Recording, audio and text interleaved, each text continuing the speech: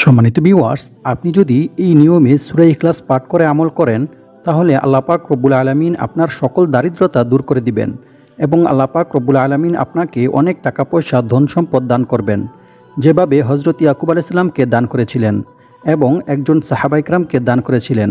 সম্মানিত ভিউয়ার্স, সূরা ইখলাসের এই আমলটি করার ফলে একজন সাহাবী অল্প কিছুদিনের মধ্যেই দারিদ্রতা থেকে মুক্ত হয়ে অনেক টাকা পয়সা ধন সম্পদের মালিক হয়েছিল।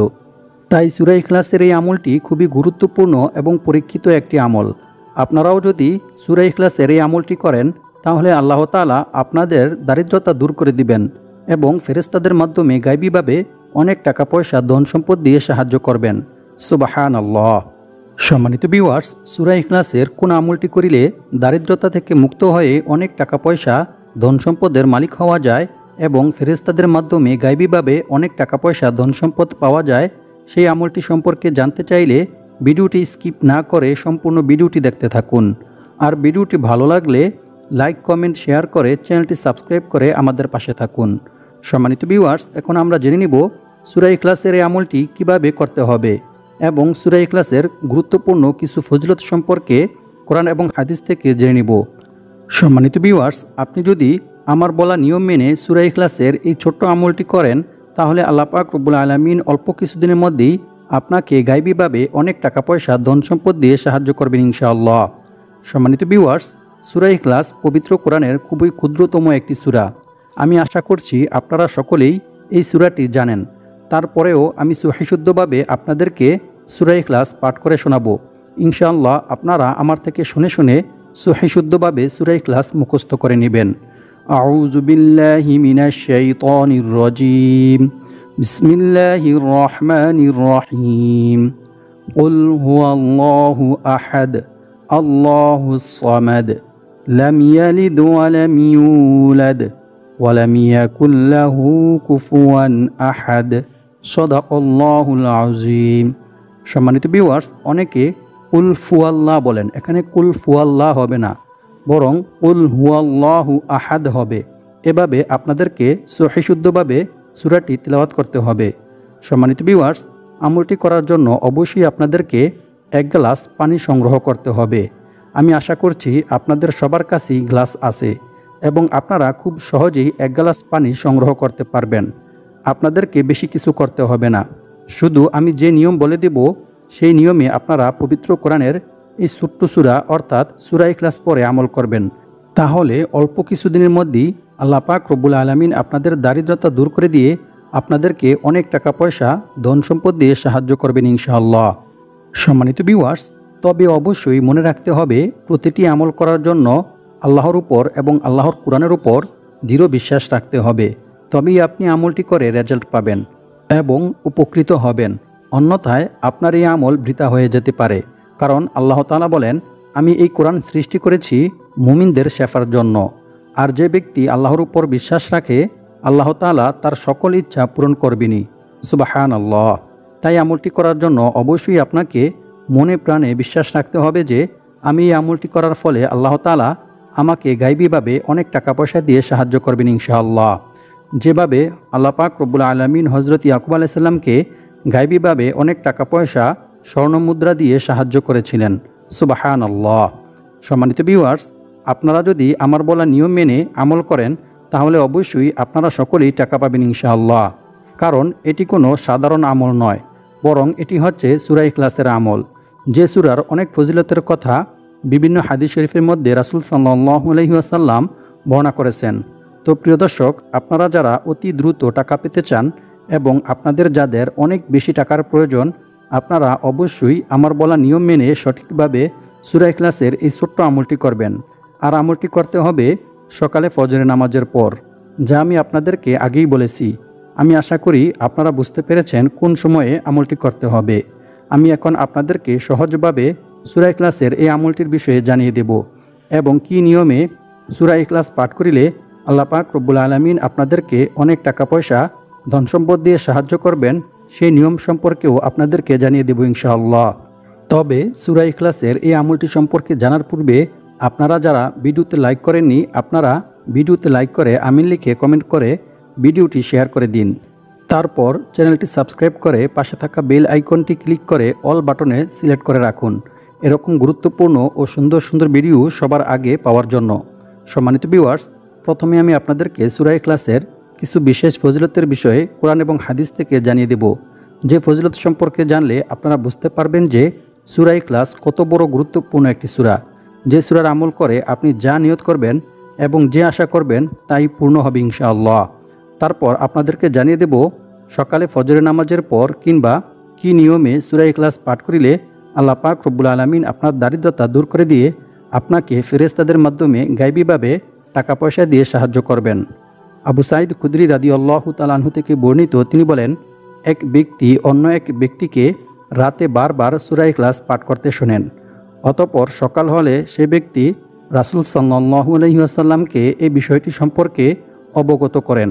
রাসূল সাল্লাল্লাহু আলাইহি ওয়াসাল্লাম একথা শুনে বললেন, ওই সত্তার শপথ যার হাতে আমার প্রাণ, অবশ্যই এ সূরা অর্থাৎ সূরা ইখলাস পবিত্র কোরআন মাজিদের 1/3 সমান। সুবহানাল্লাহ। বুখারী শরীফ হাদিস নং 5013। অর্থাৎ যে ব্যক্তি সূরা ইখলাস 3 বার তিলাওয়াত করবে তার আমলনামায় 1 খতম কোরআন তিলাওয়াত করার সওয়াব লেখা হবে। সুবহানাল্লাহ, আল্লাহু আকবার। অন্য এক হাদিসে বলা হয়েছে, রাসূল সাল্লাল্লাহু আলাইহি ওয়াসাল্লামের কাছে একবার এক সাহাবী এসে বললেন, হে আল্লাহর রাসূল সাল্লাল্লাহু আলাইহি ওয়াসাল্লাম, আমি সূরা ইখলাসকে ভালোবাসি। তখন আল্লাহর রাসূল সাল্লাল্লাহু আলাইহি ওয়াসাল্লাম তাকে বললেন, এ ভালোবাসা তোমাকে জান্নাতে প্রবেশ করাবে। সুবহানাল্লাহ, আল্লাহু আকবার। বুখারী শরীফ হাদিস নং 474। অর্থাৎ যে ব্যক্তি সূরা ইখলাসকে ভালোবাসবে, সূরা ইখলাস বেশি বেশি তিলাওয়াত করবে এবং সূরা ইখলাসের অনুযায়ী আমল করবে, আল্লাহ পাক রব্বুল আলামিন তাকে জান্নাতে প্রবেশ করাবেন। সুবহানাল্লাহ, আল্লাহু আকবার। অন্য এক হাদিসে বলা হয়েছে, আবু হুরায়রা রাদিয়াল্লাহু তাআলা আনহু থেকে বর্ণিত, তিনি বলেন, আমি রাসূল সাল্লাল্লাহু আলাইহি ওয়াসাল্লামের সাথে ছিলাম। তখন দেখলাম এক ব্যক্তি সূরা ইখলাস তেলাওয়াত করতেছিল। রাসূল সাল্লাল্লাহু আলাইহি ওয়াসাল্লাম তার তিলাওয়াত শুনে বললেন, ওয়াজিব হয়ে গেছে। আমি জিজ্ঞেস করলাম, কি ওয়াজিব হয়ে গেছে হে আল্লাহর রাসূল সাল্লাল্লাহু আলাইহি ওয়াসাল্লাম? তিনি বললেন, জান্নাত। সুবহানাল্লাহ। অর্থাৎ যে ব্যক্তি বেশি বেশি সূরা ইখলাস তিলাওয়াত করবে তার জন্য জান্নাত ওয়াজিব হয়ে যাবে। সুবহানাল্লাহ, আল্লাহু আকবার। জামিয়া তিরমিজি হাদিস নং 2897। অপর এক হাদিসে বলা হয়েছে, আনাস ইবনু মালিক রাদিয়াল্লাহু তাআলা আনহু থেকে বর্ণিত, তিনি বলেন, আমি রাসূল সাল্লাল্লাহু আলাইহি ওয়াসাল্লামের কাছে বসেছিলাম। এক লোক এসে বলল, আমার এক ভাই এই সূরা অর্থাৎ সূরা ইখলাস পড়তে ভালোবাসেন। রাসূল সাল্লাল্লাহু আলাইহি ওয়াসাল্লাম তাকে বললেন, তোমার ভাইকে গিয়ে জান্নাতের সুসংবাদ দাও। সুবহানাল্লাহ, আল্লাহু আকবার। মুসনাদে বাজ্জার হাদিস নং 6731। অর্থাৎ যে ব্যক্তি সূরা ইখলাস তিলাওয়াত করবে, সূরা ইখলাসকে ভালোবাসবে, আল্লাহ তাআলা তাকে জান্নাতে প্রবেশ করাবেন। সম্মানিত ভিউয়ার্স, বুঝতেই পারতেছেন যে সূরা ইখলাস কত বড় গুরুত্বপূর্ণ এবং ফজিলতপূর্ণ একটি সূরা। এছাড়াও সূরা ইখলাসের আরও অসংখ্য অগণিত ফজিলতের কথা বিভিন্ন হাদিস শরীফের মধ্যে বর্ণিত হয়েছে।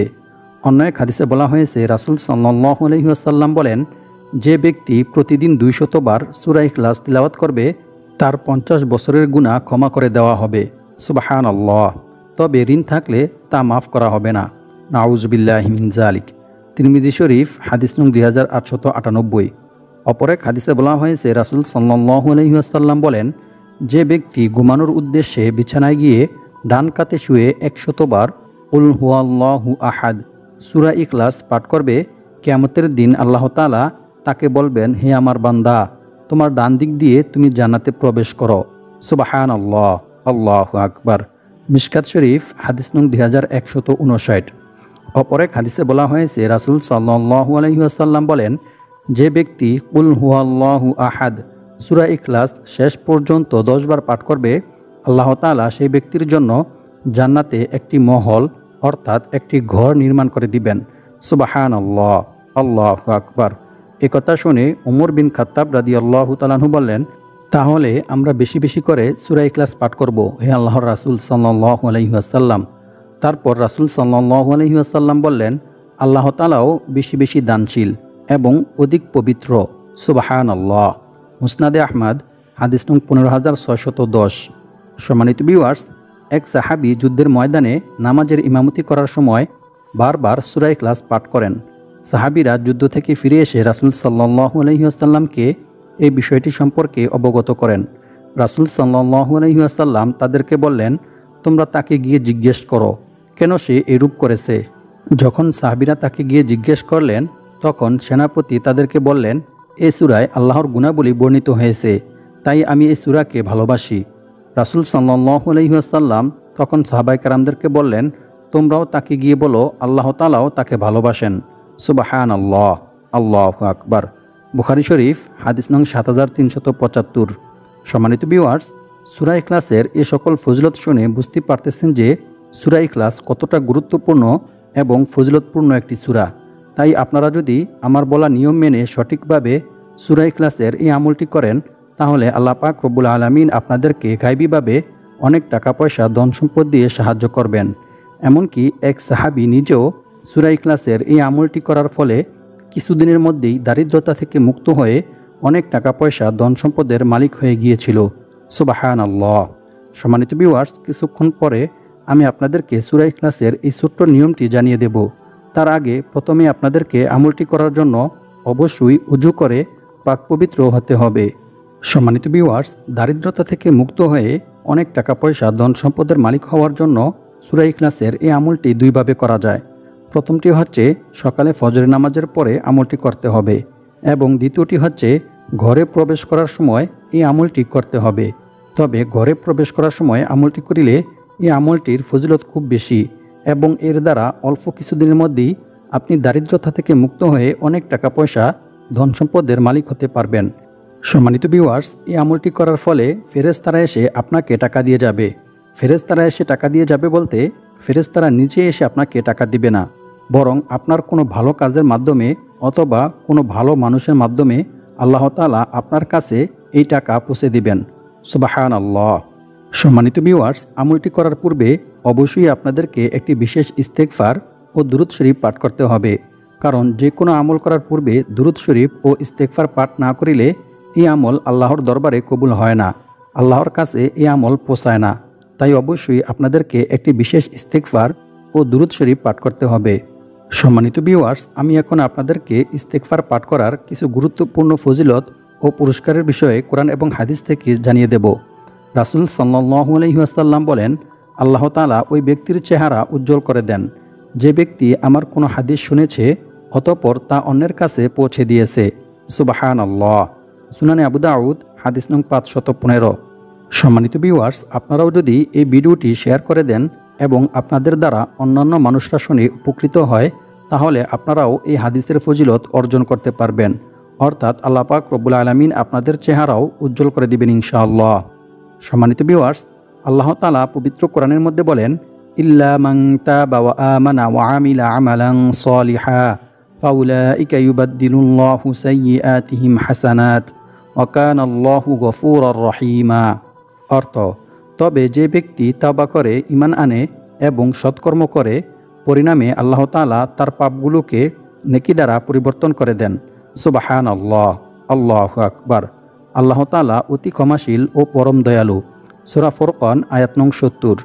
এক হাদিসে রাসূল সাল্লাল্লাহু আলাইহি ওয়াসাল্লাম বলেন, নিশ্চয়ই আল্লাহ তাআলা বান্দার তাওবা কবুলের জন্য পশ্চিম দিকে একটি দরজা খোলা রেখেছেন, যার প্রশস্ততা হচ্ছে 70 বছরের পথ। সূর্য পশ্চিম দিকে উদয় না হওয়া পর্যন্ত এ দরজা বন্ধ করা হবে না। সুবহানাল্লাহ, আল্লাহু আকবার। তিরমিজি শরীফ হাদিস নং 3536। অপর এক হাদিসে বলা হয়েছে, রাসূল সাল্লাল্লাহু আলাইহি ওয়াসাল্লাম বলেছেন, আল্লাহর শপথ, আমি যা জানি তোমরা যদি তা জানতে, তাহলে তোমরা খুব কম পরিমাণে হাসতে এবং অধিক পরিমাণে কান্না করতে, আর বিছানায় স্ত্রীদেরকে উপভোগ করতে না, বাড়িঘর ছেড়ে পথে প্রান্তে বেরিয়ে পড়তে এবং চিৎকার করে আল্লাহর কাছে কান্না করতে আর দোয়া করতে। হায়, আমি যদি মানুষ না হয়ে একটি গাছ হতাম এবং তা কেটে ফেলা হতো, তাহলে কতই না ভালো হতো। সুনান ইবনে মাজা হাদিস নং 4190। সম্মানিত ভিউয়ার্স, এই দুনিয়াটা আসলে কিছুই না। এই দুনিয়াতে আমরা অল্প কিছু দিনের জন্য এসেছি, আর এই দুনিয়ার জন্যই আমরা কত কিছু করি, কত কষ্ট করি, কত বাটপারি সিটারি করি, কত মিথ্যা কথা বলি। অথচ আমরা এই দুনিয়ায় থাকতে আসিনি। এই দুনিয়া থেকে আমাদেরকে অবশ্যই পরকালের পথে পাড়ি দিতে হবে। সেই পরকালের চিন্তা আমরা কখনোই করি না। আল্লাহ পাক রব্বুল আলামিন আমাদের সবাইকে সেই পরকালের সামানা দুনিয়া থেকেই জোগাড় করে নিয়ে যাওয়ার তৌফিক দান করুক। আমিন। সম্মানিত ভিউয়ার্স, আল্লাহ তাআলা বলেন, আর যে ব্যক্তি আল্লাহকে ভয় করবে, আল্লাহ তাআলা তার সমস্ত সমস্যা থেকে উত্তরণের পথ বের করে দিবেন এবং আল্লাহ পাক রব্বুল আলামিন তাকে এমন জায়গা থেকে রিজিক দান করবেন যা সে কল্পনাও করতে পারবে না। অর্থাৎ তার ধারণার বাইরে থেকে অকল্পনীয় উৎস থেকে গায়বীভাবে আল্লাহ তাআলা তার রিজিকের ব্যবস্থা করে দিবেন। সুবহানাল্লাহ। আর যে ব্যক্তি আল্লাহর উপর ভরসা করবে তার জন্য তিনিই যথেষ্ট হবেন। নিশ্চয়ই আল্লাহ তাআলা তার সমস্ত ইচ্ছা পূরণ করবেনই। সুবহানাল্লাহ। আল্লাহু আকবার। সূরা তালাক আয়াত নং 2 থেকে 3। সম্মানিত ভিউয়ার্স, আল্লাহ তাআলাকে ভয় করার সর্বোত্তম মাধ্যম হচ্ছে তাওবা ইস্তেগফার করা, ক্ষমা প্রার্থনা করা। বান্দার দ্বারা ইচ্ছায় কিংবা অনিচ্ছায় কোনো গুনাহ সংগঠিত হয়ে গেলে বান্দা যদি সাথে সাথে আল্লাহ তাআলার কাছে তাওবা ইস্তেগফার করে, ক্ষমা প্রার্থনা করে, তাহলে আল্লাহ তাআলা বান্দাকে ক্ষমা করে দেন। আর বান্দার এই ভয়, বান্দার এই তাওবা ইস্তেগফার, ক্ষমা প্রার্থনা আল্লাহ তাআলা অনেক পছন্দ করেন, অনেক ভালোবাসেন। রাসূল সাল্লাল্লাহু আলাইহি ওয়াসাল্লাম বলেন, মরুভূমিতে হারিয়ে যাওয়া উট খুঁজে পেয়ে উটের মালিক যতটা খুশি হয় যখন কোনো গুনাহগার বান্দা আল্লাহ তাআলার কাছে তাওবা করে, ইস্তেগফার করে, তখন আল্লাহ তাআলা এর চাইতে বেশি খুশি হন। সুবহানাল্লাহ। আল্লাহু আকবার। সম্মানিত ভিউয়ার্স, আল্লাহ তাআলা আমাদের নেক আমল চায় না। আমাদের নেক আমল আল্লাহর কোনো প্রয়োজন নেই। আল্লাহ তাআলার এগুলি কোনো কাজেও আসবে না। বরং আল্লাহ তাআলা আমাদের ইয়াকিন, বিশ্বাস এবং ভয়ভীতি দেখে। আমরা আল্লাহকে কতটুকু ভয় করি, আমরা আল্লাহর ভয়ে কতটুকু আল্লাহর কথা মতো চলি, আল্লাহ তাআলা এটাই দেখেন। আর কোনো বান্দা আল্লাহ তাআলাকে ভয় করলে আল্লাহ তাআলা এটা অনেক পছন্দ করেন। আর আল্লাহ তাআলার উপর ভরসা করার সর্বোত্তম মাধ্যম হচ্ছে বিপদ আপদ, বালা মুসিবত, দুঃখ কষ্ট, দুশ্চিন্তা সর্ব অবস্থায় আল্লাহর উপর ভরসা করা। আল্লাহর উপর ভরসা করে বেশি বেশি করে নেক আমল করা এবং বিভিন্ন দোয়া ও আমলের মাধ্যমে আল্লাহ তাআলার কাছে সাহায্য চাওয়া। তবেই আল্লাহ তাআলা বান্দার মনের সকল ইচ্ছা পূর্ণ করবেন। সুবহানাল্লাহ। সম্মানিত ভিউয়ার্স, অন্য এক হাদিসে রাসূল সাল্লাল্লাহু আলাইহি ওয়াসাল্লাম বলেন, যে ব্যক্তি ইস্তেগফার তথা ক্ষমা প্রার্থনা করাকে নিজের জন্য আবশ্যক করে নেবে, আল্লাহ তাআলা তাকে গায়বীভাবে অনেক টাকা পয়সা, ধন সম্পদ দিয়ে সাহায্য করবেন। সুবহানাল্লাহ। সুনানে আন-নাসাঈ হাদিস নং 3819। সম্মানিত ভিউয়ার্স, এখন আলোচনা করব সূরা ইখলাসের এই আমলটি কিভাবে করতে হবে। কিভাবে সূরা ইখলাসের এই আমলটি করিলে আল্লাহ তাআলা আপনাকে গায়বীভাবে অনেক টাকা পয়সা, ধন সম্পদ দিয়ে সাহায্য করবেন। সাহল ইবনে সাদ রাদিয়াল্লাহু তাআলা আনহু থেকে বর্ণিত, তিনি বলেন, এক ব্যক্তি আল্লাহর রাসূল সাল্লাল্লাহু আলাইহি ওয়াসাল্লামের কাছে এসে দারিদ্রতার অভিযোগ করলেন। তখন রাসূল সাল্লাল্লাহু আলাইহি ওয়াসাল্লাম তাকে বললেন, যখন তুমি ঘরে প্রবেশ করবে তখন সালাম দিবে এবং একবার সূরা ইখলাস পাঠ করবে। সম্মানিত ভিউয়ার্স, এভাবে আমল করার ফলে কিছুদিনের মধ্যেই ওই সাহাবীর দারিদ্রতা দূর হয়ে যায় এবং সে অনেক টাকা পয়সা, ধন সম্পদের মালিক হয়ে যায়। সুবহানাল্লাহ। কুরতুবী শরীফ 20 নং খণ্ড 185 পৃষ্ঠা। তবে অবশ্যই আপনাদেরকে সূরা ইখলাস এই নিয়মে পাঠ করার পূর্বে আপনাদেরকে ইস্তেগফার পাঠ করতে হবে। আল্লাহ পাক রব্বুল আলামিন আমাদের সবাইকে এই নিয়মে সূরা ইখলাসের আমল করে দারিদ্রতা থেকে মুক্ত হয়ে অনেক টাকা পয়সা, ধন সম্পদের মালিক হওয়ার তৌফিক দান করুক। আমিন। আসসালামু আলাইকুম ওয়া রাহমাতুল্লাহি ওয়া বারাকাতুহু।